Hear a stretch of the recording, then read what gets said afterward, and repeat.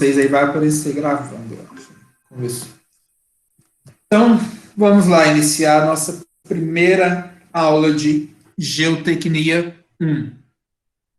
Como eu falei aí na nossa breve apresentação, esse conteúdo inicial nosso aí, a gente viu lá as definições de solo, eu já comentei um pouquinho com vocês, onde a principal para a gente aqui é entender que o solo nada mais é do que um material aonde forma a crosta terrestre escavável e aonde geralmente a gente apoia as nossas obras civis.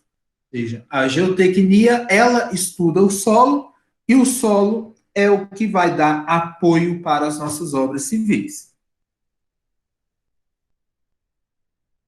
A mecânica dos solos, ou a própria geotecnia, é um dos ramos mais recentes da engenharia civil, uma vez aí que ele tem uma data aí de estudo de mais ou menos 100 anos, desde quando começou de fato a estudar a geotecnia, estudar de fato a mecânica dos solos, o comportamento dos solos.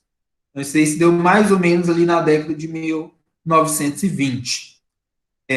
O principal pesquisador da época foi o Terzaghi, Carl Terzaghi. Esse nomezinho aqui, ó, vocês vão ouvir muito falar dele lá em fundações. E ele criou vários métodos de cálculo de fundações. E ele que começou a desenvolver o estudo do solo. O solo em si é uma das propriedades mais heterogêneas que a gente tem. Ou seja, o que isso significa? Eu tenho uma ampla variedade de solos. Ou seja, a mistura dos componentes que formam eles é muito distinto. E isso vai me dar propriedades complexas de serem determinadas. Ou seja, vai dificultar eu criar um modelo matemático, vai dificultar eu fazer um modelo que caracteriza o comportamento geral para os solos. Então, essa heterogeneidade acaba dificultando as pesquisas e, consequentemente, fazendo com que se tenham mais estudos dentro dos solos. Então, essa ampla variedade dos solos pode ser vista nessa imagem aqui, ó, esses 6 tipos de solo. Se eu pego aqui a primeira imagem com a penúltima imagem, pode observar que ela parece um pouquinho no início, mas quando eu aprofundo mais, ela começa a se destoar. Isso daqui é o que acontece quando eu estou falando de geotecnia. Ou seja, eu posso ter um solo igual a primeira figura, mas 3 ruas para baixo eu posso ter um solo conforme a figura 3 ou a figura 4. Então, quando eu estou construindo ali, isso aqui acontece muito, eu estou construindo um condomínio horizontal. Está até em alta aí essa parte de construção de condomínio horizontal. Cria-se um padrão de modelo de casa que pretende executar ele ao longo aí de toda a área do condomínio. Às vezes esse condomínio tem várias quadras, várias ruas. E acaba que você pode perder muito dinheiro ao criar um modelo padronizado sem ter o estudo do solo adequado. Você pode conseguir ter mais estudos, consequentemente reduzir em um projeto em relação ao outro. Então, esse comportamento diferenciado que tem nos solos, ele gera e necessita de uma classificação. A gente vai ver mais para frente que tem vários métodos de classificação dos solos que costumam alinhar em grupos específicos cada tipo de solo para que a gente consiga ter uma análise mais rebuscada deles. E aí, consequentemente, fazer os meus projetos com base em cima disso. O engenheiro geotécnico, quando a gente está falando de geotecnia, ele tem que ter em mente algumas dificuldades que se tem na hora de determinar os parâmetros do solo. Que dificuldades são essas?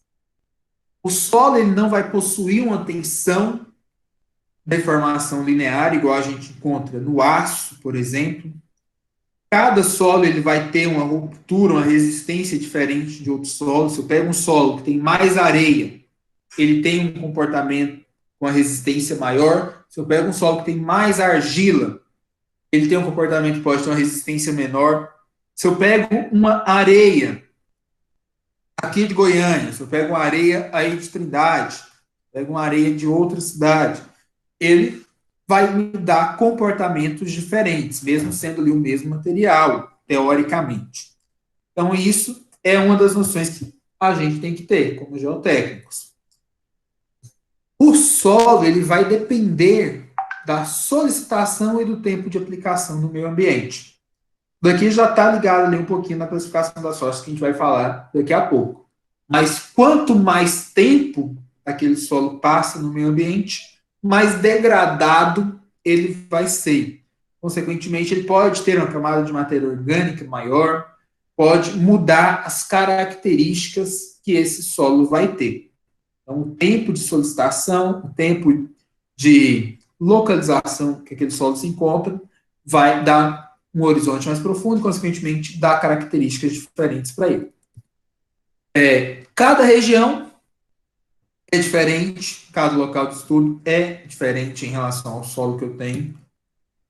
Os solos que a gente estuda aqui na parte de geotecnia, ele geralmente é encontrado em horizontes profundos, ou seja, em regiões mais profundas. Quando eu falo em regiões mais profundas, estou falando de 2 metros de profundidade, mas também estou falando de 10, 20, 30, 50 metros de profundidade, eu posso ter solo. Então, quando eu falo um horizonte mais profundo, é retirar aquela camada inicial que eu tenho do meu solo, aquela camada onde vai ter ali raízes, onde vai ter seres vivos, onde vai ter matéria orgânica.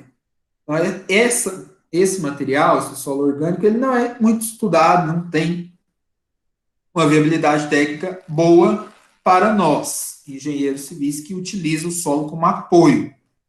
Então, é importante a gente ter noção disso, que o nosso solo vai ser encontrado em horizontes mais profundos.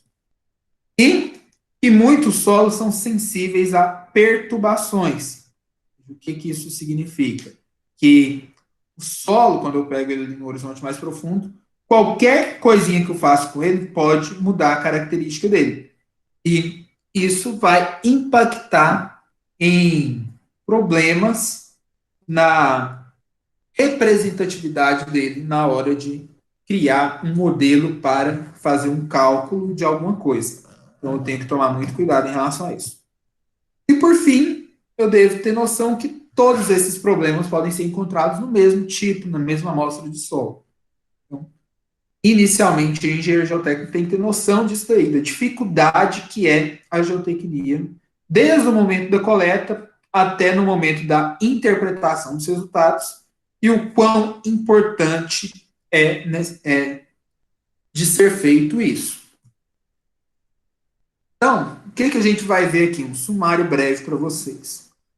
Essa aula 1 aí, ela vai envolver a classificação das rochas, onde eu vou falar ali os tipos de rochas que a gente tem, e seguindo um caminho ali até o ciclo da rocha, que é até o momento onde a rocha vira o solo. Isso se dá através dos processos de intemperismo, é o segundo tópico aí que eu vou comentar com vocês na aula de hoje, explicando ali que tem o intemperismo físico, o intemperismo químico, que foi algumas das definições que vocês viram do solo. E aí, partindo disso, a gente já vai entrar na parte do solo, falando dos horizontes do solo, basicamente que ele é dividido ali em vários horizontes, da formação desses solos, como que eles se formam, através de qual mineral ele é originado, e depois entrando ali nos tipos de solo que a gente tem. Possivelmente, essa aula nossa de hoje aí, eu vou parar ali nos horizontes do solo, deixar os outros 2 tópicos para o início da nossa aula da semana que vem. Mas vamos ver aí como que vai ser o andar em relação a esse conteúdo a ser apresentado aqui para vocês. Então, primeira coisa aí, a classificação das rochas. Milhares de anos atrás, o nosso planeta Terra ele era uma esfera rochosa. tinha somente rocha. Com base nas variações de temperatura e pressão, ou seja, congelamento, esfriamento, ou resfriamento, congelamento, resfriamento, e essas variações, muito quente, muito frio, muito quente, muito frio, começou a danificar essa estrutura da rocha. Ou seja, a rocha começou a se trincar. E aí, ao trincar, ao ter um acúmulo de água nessas trincas, começou a se originar os oceanos, começou a dar a formação para o que a gente tem do nosso planeta Terra hoje em dia. E quanto mais passou esse período, aquelas rochas começaram a se degradar cada vez mais, originando os nossos solos. Então, quando eu falo aí que eu tenho um solo jovem, é aquele solo que ainda está passando por esse processo de degradação da rocha, ou seja, a rocha vai estar próxima da superfície. O solo jovem é aquele solo que tem rocha próxima da superfície. Vou escavar ali 2, 3, 5 metros, já vou me deparar com a rocha. Então, ele não se degradou o suficiente.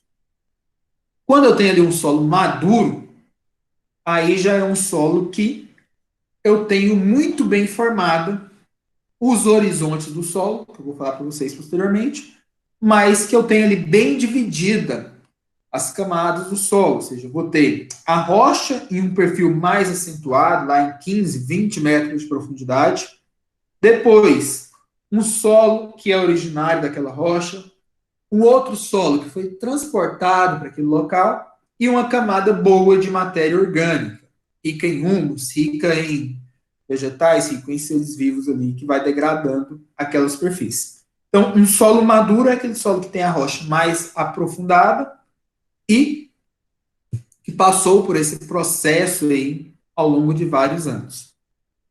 Mas, primeiramente, a gente tem que entender como que faz ou como que gera esse solo maduro. Então, para entender isso, a gente tem que entender a rocha. Primeira definição, rocha. O que é rocha? Alguém se voluntaria para falar aí para mim o que é rocha?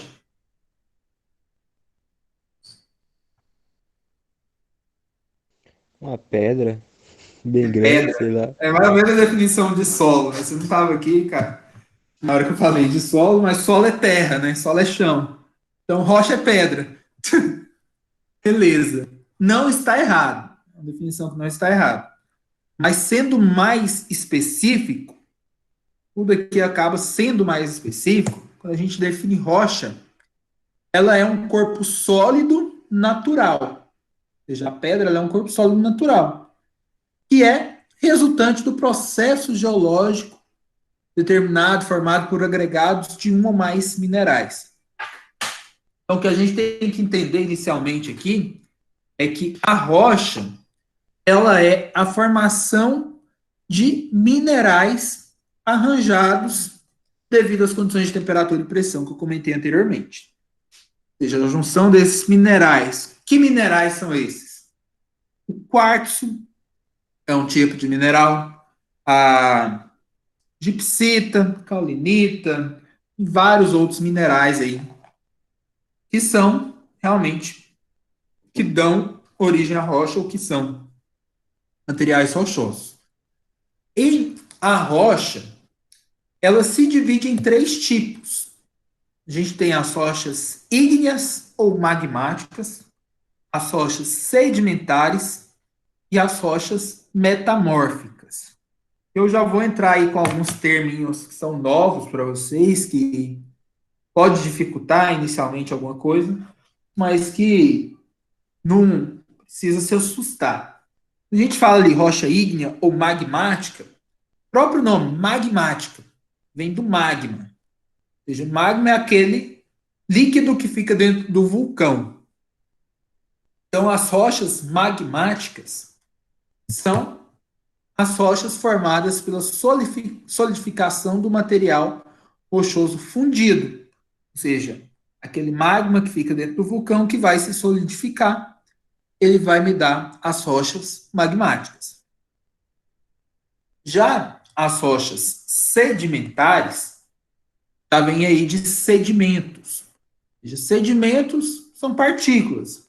Então, as rochas sedimentares são aquelas rochas formadas pelo soterramento de várias partículas ali, e com o passar do tempo ela se solidifica. Ou seja, uma rocha sedimentar, ela nada mais é do que a solidificação de vários pedacinhos ali de outras rochas. E a metamórfica, eu costumo falar aí, não sei se vocês assistem série, mas a série Flash, por exemplo, tem vários meta-humanos. Toda vez ali que fala de metamórfica, nada mais é do que uma modificação. Então, metamórfica, então a rocha metamórfica é aquela rocha que sofreu uma mutação, que sofreu uma transformação. Ela pode ser uma rocha magmática, que, através aí de variação de pressão e temperatura, se modificou e vem se transformar em uma rocha metamórfica, ou ela pode ser uma rocha sedimentar, que transforma também em uma rocha metamórfica, ou até mesmo uma rocha metamórfica se transformar em outra rocha metamórfica. Então, para ficar mais fácil tentar aí lembrar esses nomes, magmática vem do magma, do vulcão. Sedimentar vem do sedimento, que aí é só a solidificação dele. E metamórfica vem da mutação, da modificação dessas rochas. Agora, vamos complicar um pouquinho a vida de vocês aí. As rochas magmáticas, elas podem, porque eu coloquei os nomes ígneas, né, mas é a magmática. Ela pode ser de dois tipos, intrusivas ou extrusivas, plutônicas ou vulcânicas. Então, eu prefiro o termo intrusiva e extrusiva, porque fica mais fácil também de tentar relembrar alguma coisinha. Então, estou falando ali de rocha magmática, dentro do magma vulcânico. Eu estou falando que ela é intrusiva, ou seja, é uma rocha que está dentro, ela está dentro do magma vulcânico. Agora, se eu estou falando que é uma rocha magmática extrusiva, é uma rocha que está fora do magma vulcânico. Não é aquela rocha que foi expelida pelo meu vulcão. Então, essas são as duas definições das rochas. Rocha intrusiva é a rocha formada no interior da crosta terrestre. Ou seja, ela vai se solidificar ali dentro mesmo. Ou seja, o vulcão não vai expelir aquele material para depois ele se solidificar. Então, geralmente ela é mais grossa. Granito, grabo são tipos de rochas intrusivas.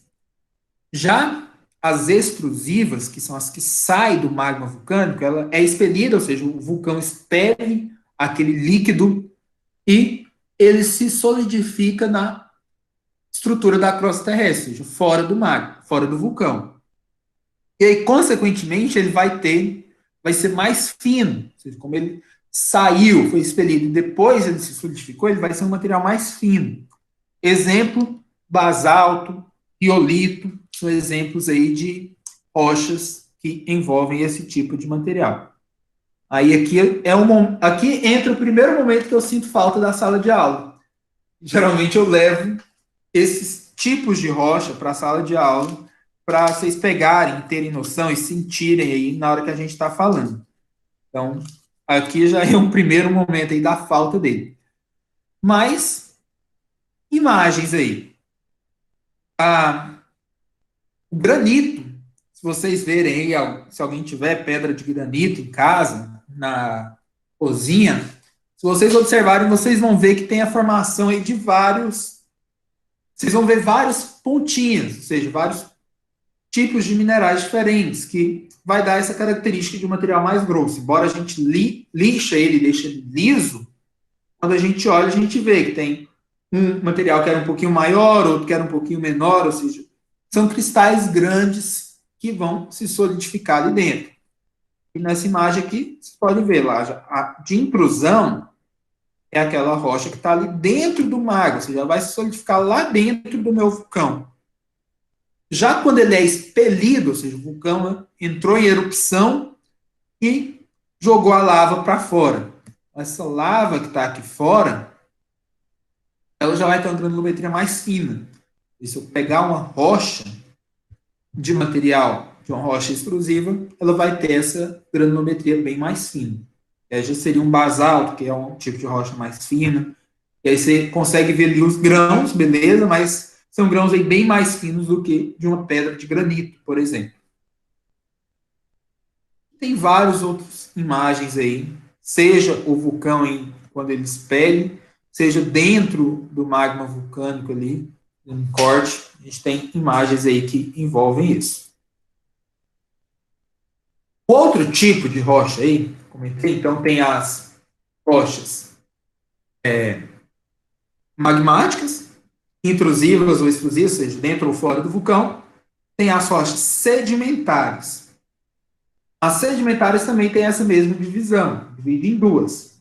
Aí que os nomes são mais difíceis. Que é a sedimentar clástica ou dendrítica e a sedimentar química ou bioquímica. Aqui dá para você fazer até por eliminação, para tentar memorizar. Quando eu falo química ou bioquímica, é aquela que sofreu alguma alteração devido a algum processo químico ou bioquímico. Já as clásticas, pode tentar o nome ligar com clássico. Então, é aquela rocha formada já pelos sedimentos rochosos que estão ali no local, que são pré-existentes da rocha que ele tem. Arenito é um tipo disso, siltito é um tipo dessa rocha. Então, ela vai ter essa característica aqui, ó, que pode ter ali um material mais grosso ligado a ela, mas ela vai ter uma característica de ser, de certa forma, uniforme. Já as bioquímicas ou químicas, elas são formadas através da ação química. Basicamente, dos íons da água dissolvida sobre ela. Um exemplo disso é o calcário.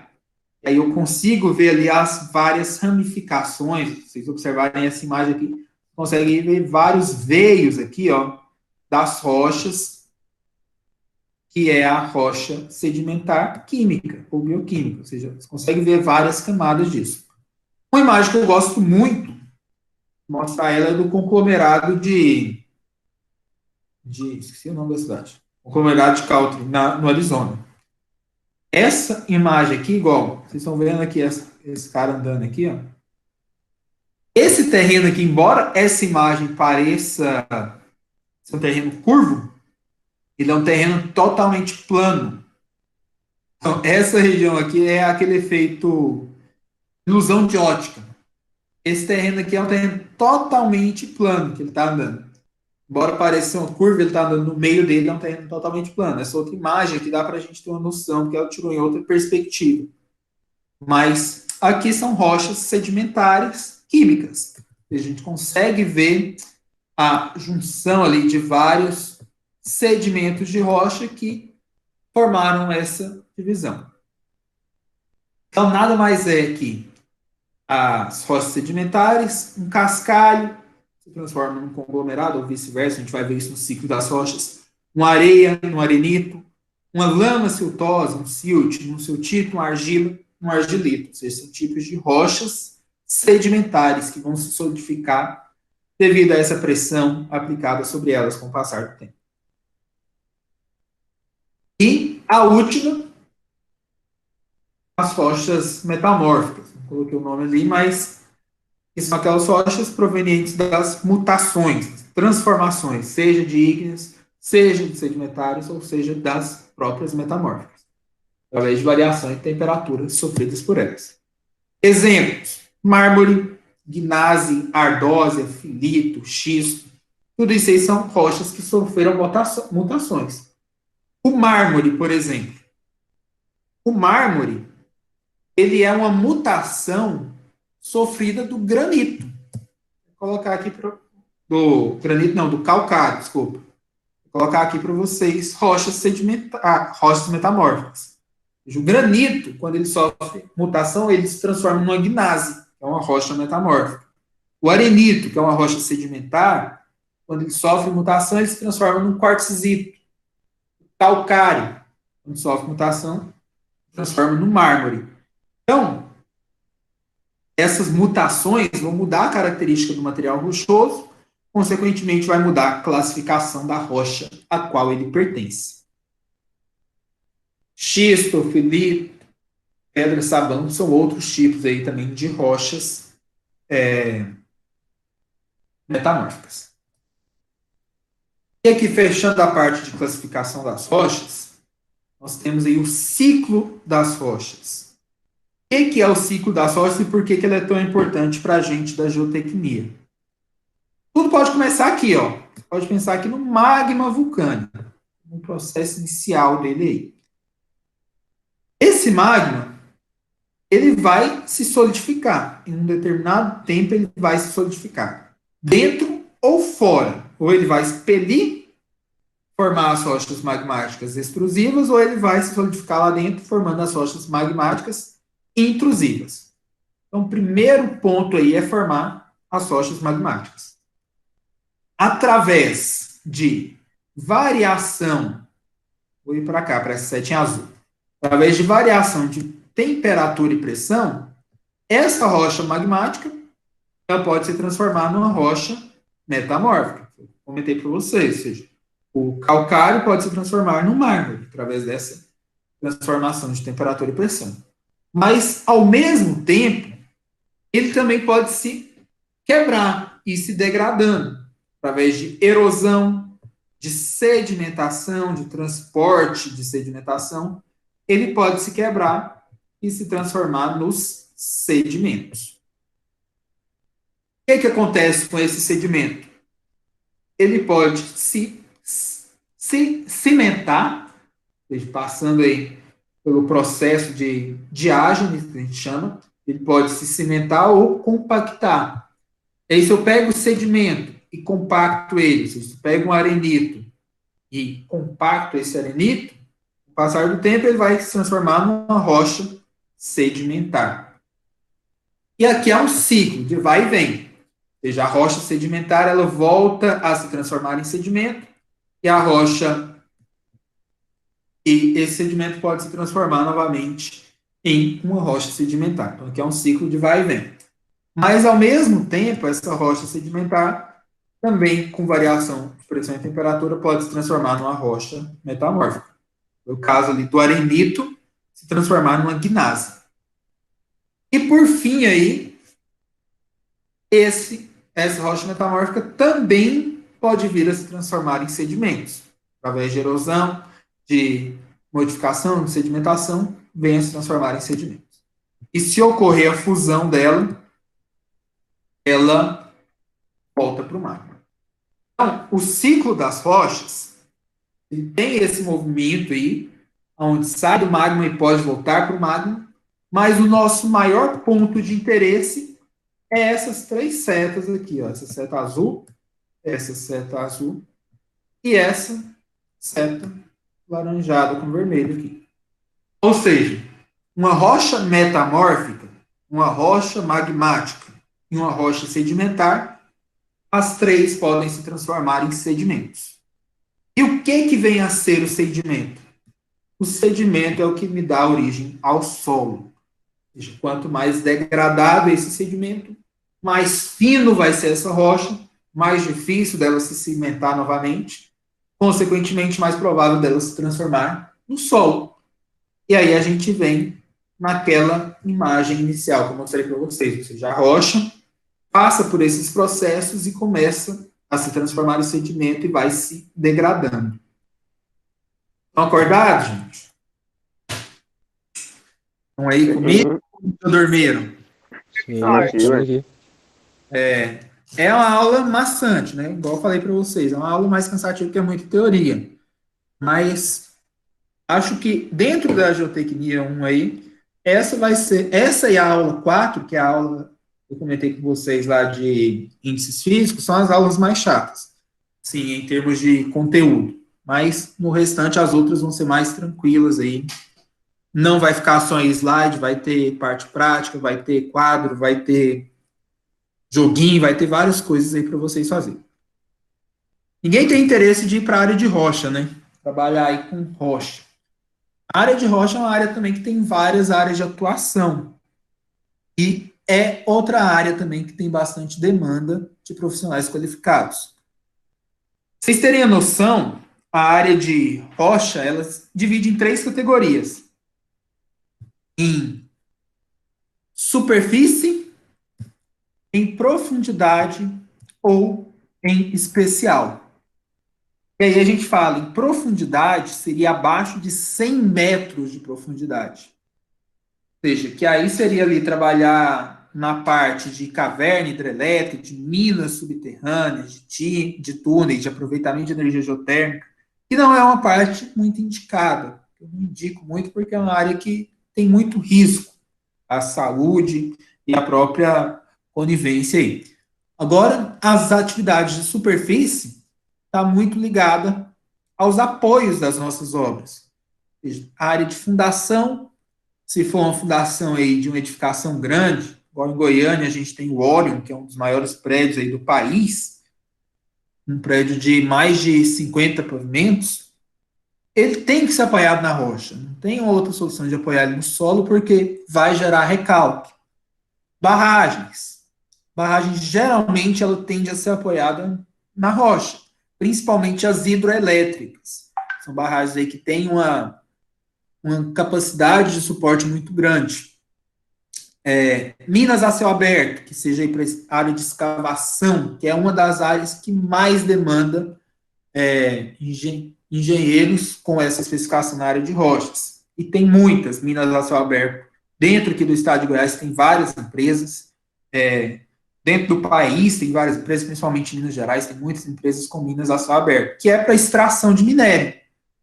A gente tem minas aqui em Goiás, por exemplo. Em Uruaçu tem uma mina grande, em Niquelândia tem uma mina grande, em Catalão tem uma mina gigantesca lá para extração de minério. Seja minério de ferro, seja minério de níquel, caso de Niquelândia, seja outro tipo de minério aí. E é uma área boa aí, que demanda muitos profissionais qualificados. E as áreas especiais, engenharia de petróleo, engenharia geotérmica, armazenamentos, cavernas, petróleo, etc. Aí, são áreas especiais para a mecânica da soja. Acho que vai dar para falar só do intemperismo mesmo na aula de hoje. Vou deixar o solo para semana que vem. Então, comentei algumas coisas com vocês aí já. O termo intemperismo, ele está ligado à parte de degradação da rocha. Nas definições do solo lá, eu falei o nome intemperismo para vocês. Mas a definição de intemperismo é o processo de degradação das rochas. Em resumo, é isso.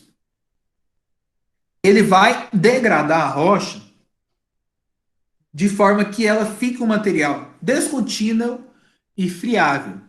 Ou seja, o que seria isso? Um material sem resistência e desalinhado, descontínuo, sem característica própria. Ou seja, ele não vai conseguir voltar a ser rocha novamente. Então, o intemperismo ele transforma a rocha no solo. Essa degradação ela vai alterar o estado da rocha e, consequentemente, vai mudar a característica dela.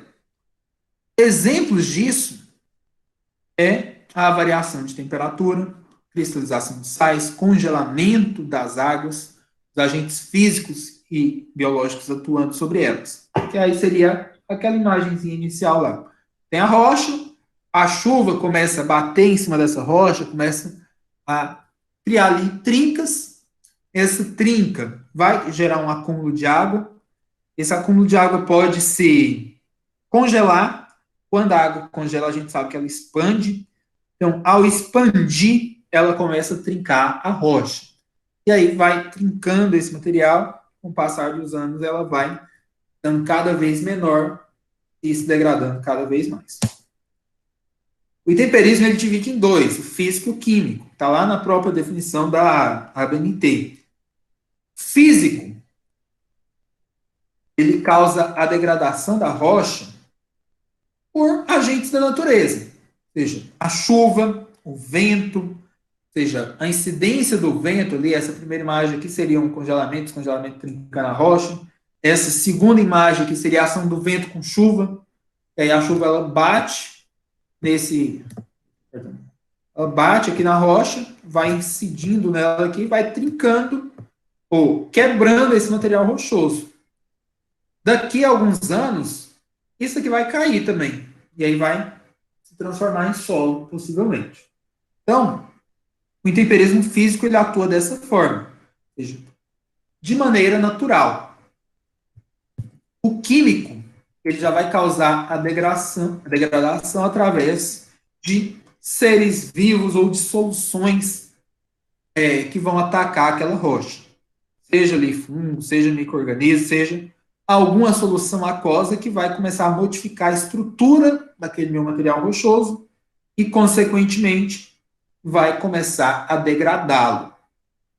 Agora, tem duas características principais aí que dividem o intemperismo físico do intemperismo químico. A característica está ligada a vários fatores, como clima, ou seja, tem o clima frio, vai favorecer o intemperismo físico, porque um clima muito frio não tem formação de seres vivos, ou seja, um micro-organismo, uma bactéria, não vai conseguir sobreviver em baixas temperaturas. Já um clima quente já favorece o intemperismo químico. Então, o clima é um dos principais fatores aí de alteração do solo, de formação do solo. A rocha de origem. Se eu tenho ali uma rocha ígnea, que é uma rocha magmática, essa rocha ela tende a ter uma característica mais resistente. Ou seja, ela é uma rocha intacta. Ou seja, só o magma que se solidificou. Então, ela vai se degradar com mais dificuldade. Agora, se eu tenho uma rocha sedimentar, ou seja, uma rocha que já era um sedimento e cimentou, ela vai se degradar muito mais fácil. Então, a origem da rocha, ela vai influenciar na formação do solo, de intensificando ou não esse material. Organismos vegetais, animais, aí entra aí mais na parte do intemperismo químico. E essa atuação vai modificar e vai formar o meu solo. E aí, a forma que esses agentes químicos ou físicos atuam sobre ela vai dar tipos de solos diferentes. O relevo é outro fator importante. Aqui o relevo também dá para a gente diferenciar se o intemperismo é físico ou químico. Se eu pego ali uma região íngreme, uma região muito acentuada, ela vai favorecer a formação do intemperismo físico ou químico? Vai a pergunta aí para vocês. Só para ver se vocês estão entendendo. Responde no chat ou fala. Todo mundo fala aí. Chuta. Se eu tenho uma região íngreme, uma região serrana aí, eu tenho informação mais do intemperismo químico ou mais do intemperismo físico? Do físico? Por quê? Eu acho. Por causa dos ventos, da chuva que bate no relevo. Exatamente. Bom, parabéns. Então, se eu tenho uma região mais íngreme, ela favorece mais o intemperismo físico, porque a chuva vai bater e vai erodir. Agora, se eu tenho uma região plana, ela favorece mais o químico, porque a região plana tem uma facilidade para o acúmulo de água. E aí, acumulando água, favoreço a incidência de vegetais, de animais, consequentemente, aumenta a chance de ter intemperismo químico dentro da minha rocha. E, por fim, aí, o tempo decorrido entre esses demais fatores. Então, essa imagenzinha aqui, peguei aqui só o mapa da América, para vocês terem noção do quão é diversificado os solos que a gente tem em todo o mundo. E o principal fator, né, que é temperatura e água. Se eu tenho temperatura alta com muita água, consequentemente, vai nascer muito vegetal, vai ter surgimento ali de vida, de seres vivos. Então, eu vou ter um intemperismo químico muito forte. Agora, se eu tenho, olhando aqui no mapa, ó, por exemplo, ali, 20 graus, temperatura boa aí, e chuva de 200 centímetros anuais. Então, eu tenho um intemperismo químico muito acentuado, muito forte, seres vivos e vegetais. E aí, indo para o outro extremo ali, se eu tenho pouca chuva e temperaturas baixas, aí eu tenho um intemperismo físico muito forte. Eu já vou ter ali mais a incidência do intemperismo físico atuando. Agora, se eu praticamente não tenho chuva e praticamente não tenho temperatura alta ou baixa, aí os intemperismos eles já são mais leves, que é o que geralmente ocorre nos trópicos. E se eu pego aqui o mapa, olhando no mapa agora, eu vou ali lá no Polo Sul e vou no Polo Norte, praticamente não tem incidência do intemperismo, porque são regiões muito isoladas, que não tem muita diferença. Agora, se eu olho aqui o mapa, pegando aqui o nosso mapa aqui, eu vou aqui no Amazonas, Pará, está mais ou menos aqui nesse rumo. Lá, está muito próximo do Equador, da linha do Equador. Ou seja, está bem no centro, temperaturas muito altas, de 30 graus por dia ali, e muita chuva. No Amazonas, no Manaus, por exemplo, chove todo dia. Então, eu tenho chuva e temperaturas altas. Então, intemperismo químico bem forte. Agora, já se eu vou ali para o Chile, lá para o Morro dos Andes. No Chile está bem aqui. Ó. Lá no Chile, aí já é mais frio. Já estou ali próximo do Trópico de Capricórnio, acho, de Câncer, não sei. Já estou numa região muito fria. Embora ainda tenha chuva, ou seja, ele tem 100 milímetros, 150 milímetros de chuva, eu vou ter regiões bem frias. Então, eu tenho um intemperismo físico muito forte. E aí, a gente vai variando isso. Eu pego os Estados Unidos. Os Estados Unidos ele tem temperaturas ali que chegam a 0 graus. Mas tem temperatura ali que varia de 0 até 15, 20 graus, temperaturas mais baixas. O intemperismo químico ele é moderado, ou seja, não é tão forte quanto próximo da linha do Equador. Se eu vou distanciando, se eu já vou para o Canadá, ou para. O tal está mais para cá. Se eu vou mais para cima ali do Canadá, chegando mais. O Canadá já costuma ser mais frio. Então, quanto mais frio, maior a incidência de um intemperismo mais físico. Então, se chega ali no extremo ali leste do Canadá, eu já tenho um intemperismo físico mais acentuado. Então, só que no mapa da América, a gente já consegue encontrar ali vários tipos de intemperismo. Se eu tenho vários tipos de intemperismo na formação do solo, consequentemente eu vou ter vários tipos de solos diferentes. Então, aqui entra a primeira pergunta aí. Se eu pego um solo, uma areia siltosa com 50% de areia, 50% de silt em Manaus, e se eu vou lá nos Estados Unidos e pego uma areia siltosa com 50% de silt e 50% de areia, essas duas areias vão ter a mesma característica? Sim ou não?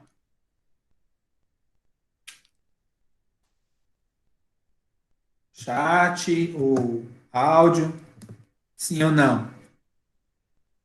A areia é igual, mas uma é aqui do Brasil e a outra dos Estados Unidos.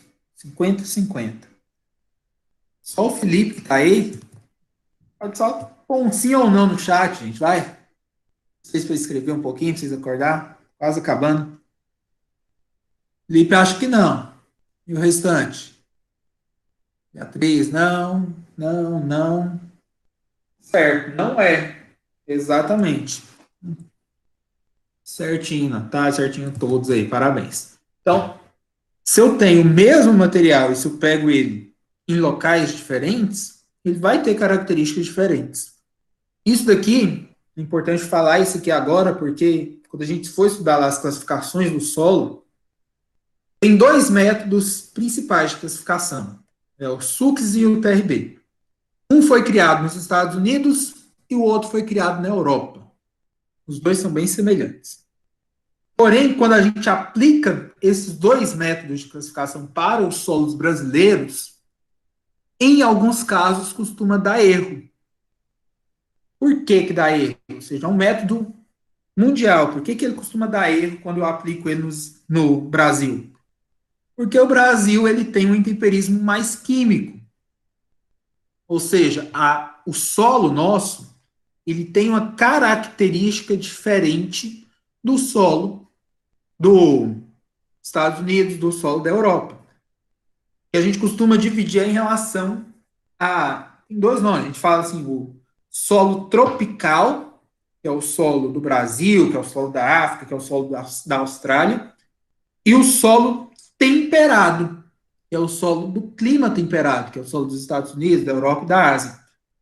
Então, tem características entre o solo tropical e o solo temperado. E aí, como esses sistemas de classificação foram criados utilizando solos temperados, quando a gente aplica eles nos solos tropicais, em alguns casos, não bate a classificação. E aí até surgiu um outro sistema de classificação, que depois eu falo para vocês. Como é que tá aí? Muito conteúdo? Conseguiram aprender alguma coisinha aí da parte de solo e da formação dele? Como é que tá o andamento da aula? Tá tranquilo, professor. Tá tranquilo? Muita informação, né? Mas tá dando para entender bem? Sim. Ótimo. Tá sim. Beleza. Então, eu vou fechar o conteúdo da nossa aula aqui só falando dos horizontes do solo para fechar esse apanhado da rocha. Então, quando a gente fala ali em horizontes do solo, essa imagem aqui é bem parecida lá com a primeira imagem da rocha que eu mostrei para vocês. Eu tenho a rocha, essa rocha, com o passar do tempo, ela vai se deformando, vai criando ali fissuras, que vai se transformar no solo jovem, que pode se passar para um solo intermediário e chegando no solo maduro. O solo maduro é aquele solo que tem os horizontes muito bem definidos. Então, aqui tem esses nomes, né? O solo, cambissolo, argissolo, mas isso aí é mais utilizado na parte da agronomia. Aqui a única coisa que vocês precisam saber é a questão do solo maduro. O que é um solo maduro? É aquele solo que vai ter todos os horizontes do solo. Esses horizontes, eles são nomeados com letras. Se vocês observarem aqui a última imagem, vamos ver aqui, ó, A, E, B, T, que é só o B, C e rocha. Então, essas letras, aqui ainda daria para colocar até um O aqui em cima, de matéria orgânica. Essas letras são os horizontes do solo. Então, a gente divide o solo com base ali no horizonte a qual ele pertence. Basicamente, essa divisão é feita da seguinte maneira. Deixa eu pegar outra imagem aqui. Essa imagem da esquerda aqui fica mais fácil de explicar para vocês. Inicialmente, criou ali 3 perfis de solo.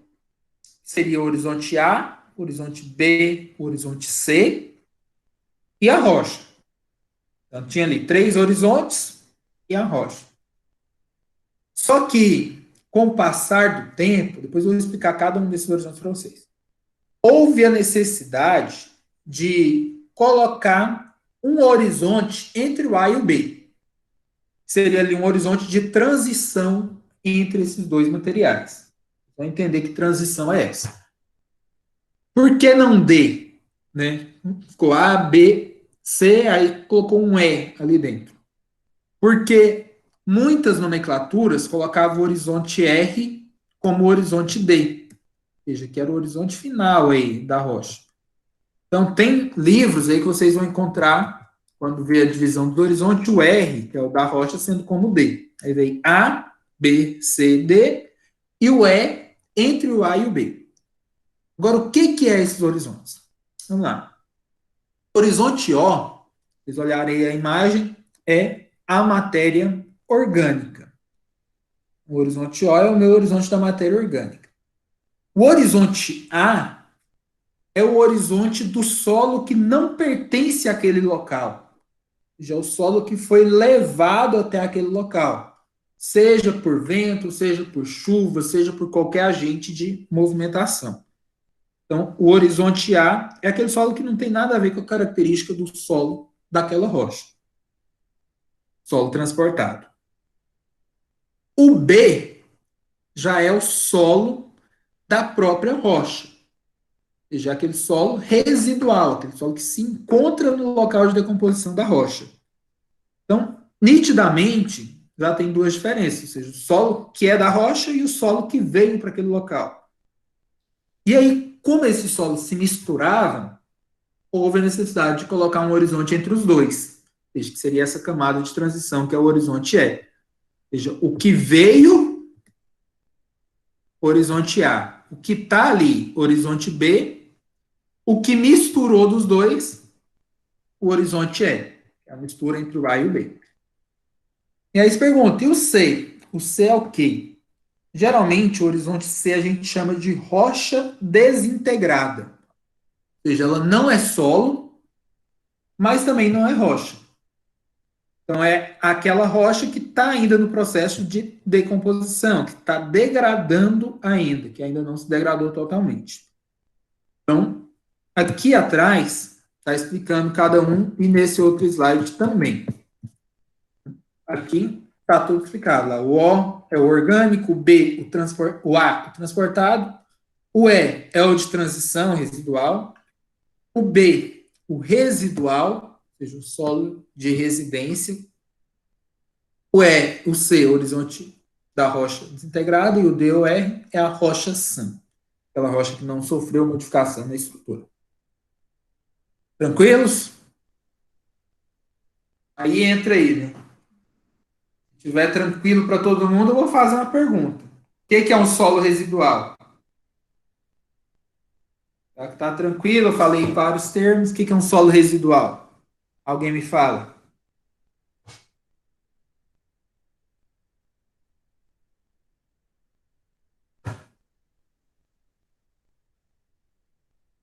Tá cortando o áudio? Melhorou um pouquinho? O que é um solo residual, gente? Só uma pessoa pode falar aí. Não precisa todo mundo falar ao mesmo tempo, não.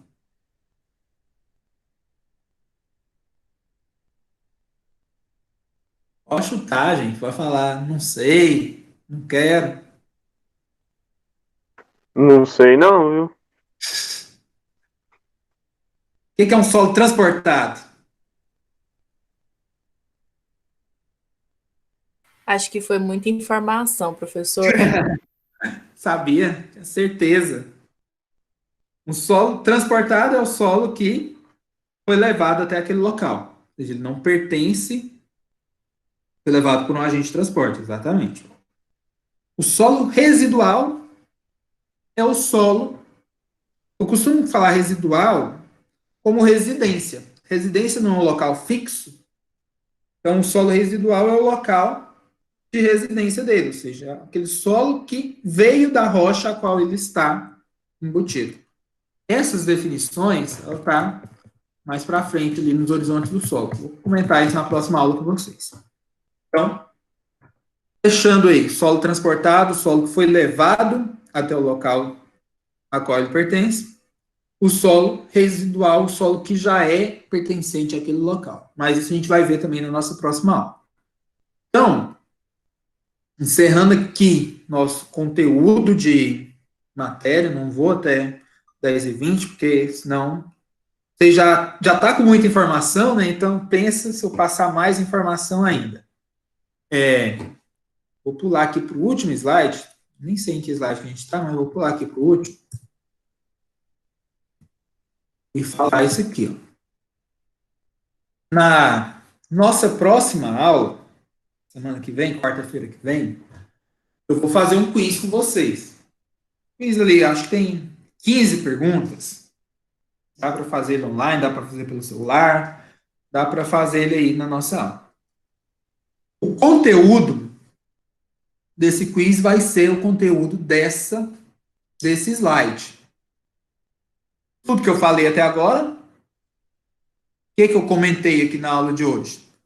Definição de solo, o que é o solo, né, qual a aplicação dele. Comentei também o que é as funções ali do engenheiro geotécnico, que ele precisa saber.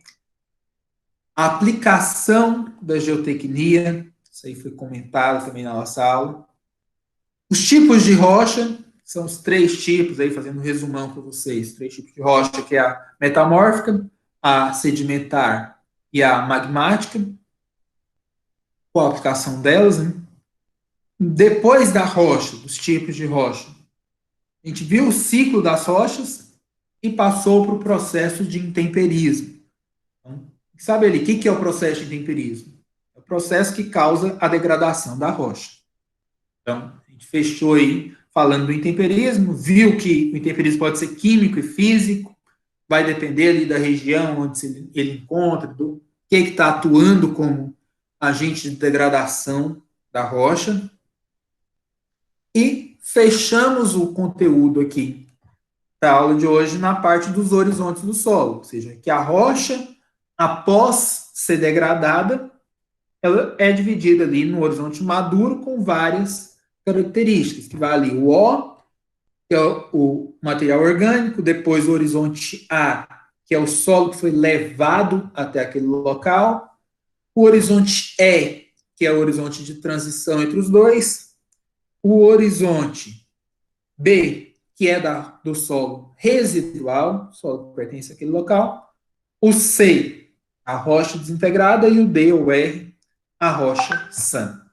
E aí a gente fechou esse conteúdo inicial aí, e a última coisa que eu comentei foi a respeito do solo residual e do solo sedimentar. E isso daí a gente vai ver também, está aqui nesse slide, mas vocês já sabem que o solo residual é o solo que pertence ao local de decomposição da rocha. E o solo sedimentar, solo que foi levado, solo transportado, que foi levado até aquele local onde ele foi encontrado. E ainda tem o solo orgânico, né, que nada mais é que é o solo rico em matéria orgânica. Na aula que vem, no primeiro horário aí, vou finalizar esse slide. Vai ver ali a origem do solo, vindo ali do quartzo ou dos outros minerais que formam ele, os argilos minerais. E como que é essa divisão? O solo é formado por pedregulho, areia, silt e argila. Como que se dá essa divisão dele? E aí eu vou fechar esse conteúdo desse primeiro tópico com vocês e fazer o quiz. Então, o quiz, nossa aula começa às 7h30, né? Então, o quiz ele vai ser feito ali por volta de 8h30, mais ou menos, 8h30 ou 9 horas. Então, eu vou passar essa primeira aula, fechar esse conteúdo, que eu quero que vocês já leiam ele, já dá uma lida para facilitar, e até mesmo para questão do quiz, vocês já saberem algumas coisas. Revisa o conteúdo que eu passei até o momento e dá uma lida no que ainda falta. Acho que falta ali uns 10, 15 slides. Muita imagem. Então, 1, 2, 3, 4, 5. Aí vem a imagem. 6, 8 slides, mais ou menos. E falta aí. Então, dá para vocês darem uma lida boa nisso daí para a nossa próxima aula, para facilitar o entendimento do conteúdo e sair bem no quiz. Vou ver se eu dou algum prêmio aí para o primeiro colocado, os 3 primeiros colocados aí, eu vejo o que dá para fazer aí em relação a esse quiz, gente. Combina alguma coisa. Certinho, gente? Como é que vocês estão? Como foi a aula? Quero sugestões. Primeiras impressões. Alguém me fala aí, primeiras impressões. Fala, estamos lascados, ou vai dar certo, ou, se Deus quiser, vai melhorar. Acho que vai dar certo. Amém. Tem que dar, né? O que vocês acharam da aula? Uma aula cansativa? Ou foi de boa aí, em termos de conteúdo, em termos de explicação? Tranquilo, só muita informação. Muita informação, concordo. E o andamento da aula? Estou falando muita coisa, tá indo muito rápido, está indo mais devagar, como é que tá? Estou explicando bem com base no tempo que estou deixando? Tá uma velocidade boa. Tá dando pra entender bem. Só o final aí que deu uma complicada que acho que tem muito conteúdo, mas deu pra entender. Já estava com muita informação, né? Não, mas beleza, então, certinho, gente. Então, muito obrigado. Prazer em conhecê-los. Semana que vem eu vou pedir para alguns ligar a câmera. Eu vou escolher aleatório aí. Falar, liga a câmera aí para eu conhecer você pessoalmente. Bora, alguns tá com fotinha, outros não, mas é legal a gente ver aí vocês, a cara de vocês. Eu sinto falta disso, principalmente da sala de aula. Toda aula, para quem é de exatas, é um pouco maçante. Não, isso aí eu concordo plenamente. Por isso que eu falei, às vezes é importante pegar um papel, anotar algumas coisinhas, que aí tira um pouco do maçante da aula, que aí você vai pegando informações, vai conseguindo aí adaptar, ou até mesmo antes. Como eu passo o slide antes para vocês, dá uma lida, que aí já vai assimilando um pouquinho na hora que eu for passar o slide. Aí também deixa de ser maçante e falar, eu vi isso no slide. Então é isso que ele quis dizer. Então é sempre bom a gente dar uma olhada no slide. Não precisa dar uma lida ali geral, detalhada, mas quando eu mandar o slide, tira ali uns 5 minutinhos, passa o slide, passa o olho ali nas imagens, vê o que está escrito, porque os slides são conteúdo menor. Isso ajuda bastante no conhecimento na hora que ele for passado para vocês aqui na sala de aula. Aí vai ser bem mais tranquilo. A aula está sendo gravada, vou finalizar a gravação dela aqui. Vou criar um link lá no Classroom, na sala de aula de vocês, e disponibilizar esse vídeo. Mas eu vou ver se eu consigo colocar ela no YouTube também. Semestre passado eu estava colocando as aulas no YouTube, porque fica mais leve, mais fácil também, se vocês quiserem ver alguma coisa mais específica. Então, aí você já vai lá no YouTube, já vai no momento ali que vocês acham que foi o certo da aula, e acaba facilitando ali, caso queiram rever alguma coisa que foi explicada. Certinho, gente? Então, obrigado a todos, prazer em conhecê-los. Se alguém que está aí não está no WhatsApp, fala agora. Se alguém que está aí não está no Classroom e vai entrar, me fala agora também. E aí eu já organizo aqui, aproveitando esses 10 minutos aí, para colocar no Classroom ou no grupo do WhatsApp. O restante aí já está liberado aí. Até semana que vem para vocês. Até, professor. Boa noite. Até, professor. Boa noite. Boa noite. Obrigado, viu? Semana que vem. Ô, professor, boa noite. Boa noite. Boa noite. Com Deus. Até semana que vem. Boa noite, professor. Boa noite.